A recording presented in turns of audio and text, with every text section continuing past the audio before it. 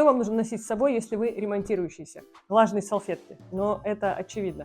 Рабочие перчатки. Даже если вы не собираетесь ничего разгружать, то образцы плитки, ламината и всего того, что вы будете выбирать, часто бывают пыльными. Губка для обуви или такая специальная варежка для протирки обуви, потому что обувь у вас тоже очень часто будет пыльной. Колировочные веера RAL и NCS – это самые распространенные системы. Веер RAL стоит достаточно доступно, веер NCS дорогой, но я все равно вам советую его купить.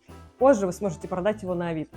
Это лишь малая часть того, что может вам пригодиться во время ремонта. Поэтому я написала большой бесплатный гайд, где собрала разные другие советы. Подписывайтесь на наш телеграм-канал и забирайте гайд бесплатно.